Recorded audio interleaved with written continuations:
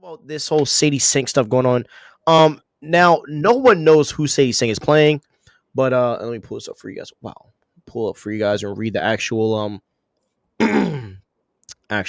thing. So this is coming from the Insider on the hot mic, and he says Sadie Sink is rumored to be portraying an alternate version of Gwen Stacy in Spider-Man: Brand New Day. What did you think about this, bro, when you first heard this? I did I send this to you? I'm pretty sure you Oh, did. you know.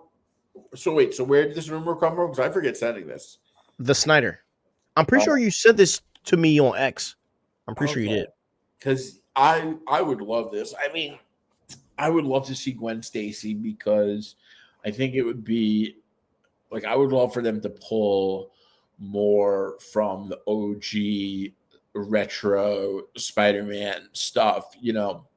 The night Gwen Stacy died, was Jerry Conway that wrote it. It came out in the I think early 70s, if I'm correct on it was definitely in the 70s. I just might be wrong on early or late. But yeah, I would like to see Gwen Stacy. I think Gwen Stacy would be a good move if you're going to give him a love interest. I don't think he necessarily needs a love interest right away, but if you are going to give him a love interest, like don't do MJ again because I think that would be a bad move because for a couple of reasons. Number one, you are going to you can't bring Zendaya back into the fold. You have to live with the consequences of No Way Home. If you undo the consequences of No Way Home, the consequences in your universe no longer matter. And then your universe doesn't matter because the consequences are irrelevant. Your universe is also irrelevant. And I think that if you're going to make her Sadie Sink, if you were to make Sadie Sink MJ, which again, same thing, because it's just a loophole, but Yeah. you're doing the same thing. But then you'll also have people who are going to freak out because it's like, oh, you're taking the role from Zendaya, which I don't really agree with that. I'm just saying you will have a faction of the fandom that's going to come out and freak out over that. I don't really agree, especially because MJ was always white to begin with, but that's besides the point. I think that if it's a stupid decision and you're going to piss off a lot of fans, I try to stay consistent on this. And not try to, I do.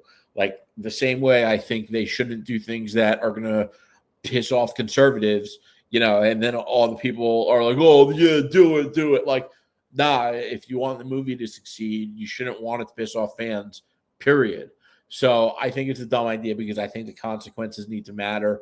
And I also think that you just piss off fans if you do MJ. So if you really want to bring in a love interest, why not do Gwen Stacy? And I also like the idea of pulling from more retro Spider-Man comics. Yeah. She doesn't need to be Spider-Gwen for this to be a good movie, too. I feel like everyone thinks that because it's Gwen Stacy that she's going to be Spider-Gwen. Sony is not allowing them to use Spider-Gwen. I'm telling you that right now. I don't And even want her to be Spider-Man. I think that's a stupid idea to begin I with. agree. I think it would ruin the movie. Exactly. Spider-Gwen has her thing going on with Miles Morales, and I like that. Leave that over there.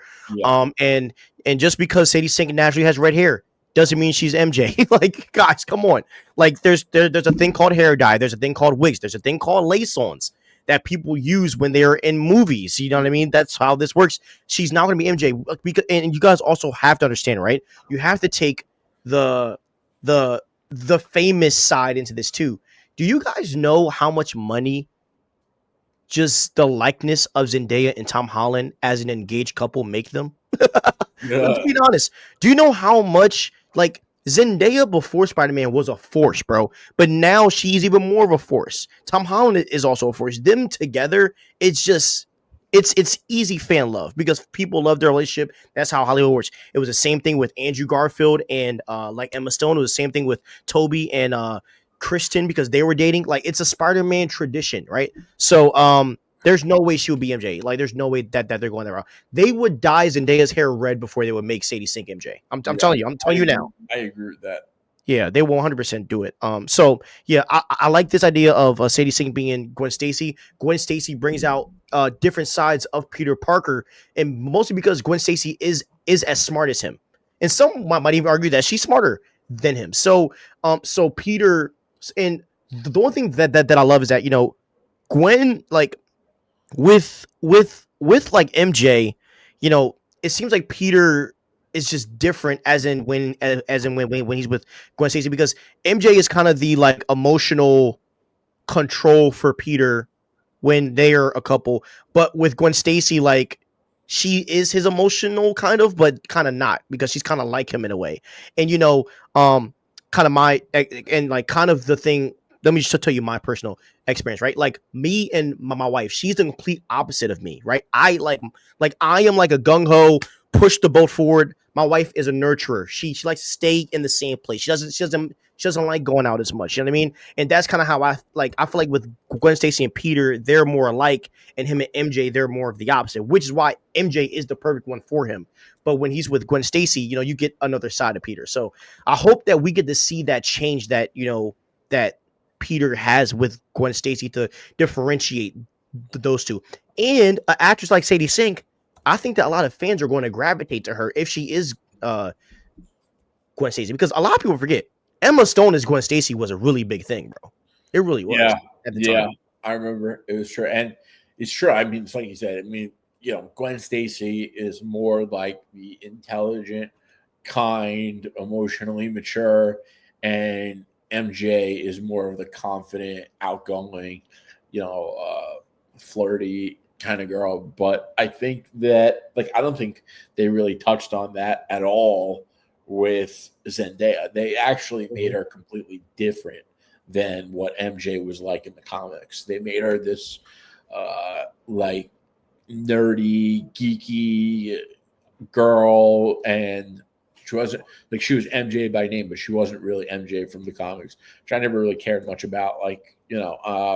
But I would like to see them. I think it would be cool if they brought in Gwen Stacy and they kept her to be that kind of personality where, obviously she's not going to be Peter's, first real, like, true love relationship anymore. But where, she's kind of like soft with him, and you kind of get that throwback vibe of a relationship from what it was like when they were together. I think that'd be cool. You're on mute. Why does my mic keep doing that? Sorry, my mic keeps like automatically muting when I'm talking. Damn. I gotta change that. All right, you guys were chatting it up, so let's answer some of these chats. Um, okay. Uh, we said that. We talked about that already. If the rumor, we said that. Okay, I'm not surprised they managed to keep her role such a secret, and of course, take scoops with a grain of salt. Of course, bro, always. Ragnarok Hawk felt like a goofy kid throwing a temper tantrum, while the 2009-2015 Hawk felt like a bad A savage rage animal. Hunger Almighty, you're the one that likes the animated Avengers, right? Just wanted to ask that, because that, there's a two of them, but I think one's Earth's Mighty's Heroes, and then there's another Avengers. I forget the name of it, but in one of them, the Hawk does act like he does act the way he does in Ragnarok, and I actually don't mind it. Um, I I don't mind when the Hawk acts like a rage baby, but he has to get serious when he does, and in Ragnarok, I feel like he did. Disney isn't okay. Just retcon Zendaya to Mary Jane and have her with red hair, easy fix. Facts. Bring Harry Osborn, and now it will be an accurate Spider-Man cast. Facts. And we can't forget. Oh my gosh, here we go, bro. You and Uncle Ben, bro. Yeah, bro. If they just say Uncle Ben, I'll be fine. Screw consequence. I want my boy Peter happy again. MJ and Peter forever. Oh my gosh. And look, it could possibly come together after Secret Wars. You never know. Hot take: I was never the biggest fan of Miles and Gwen. I always thought it was so dumb. Why do you think it's so dumb for him and Gwen to like possibly be a multiversal across universe lovers? Yeah, I think it adds a depth to that storyline, and like, I just think it gives.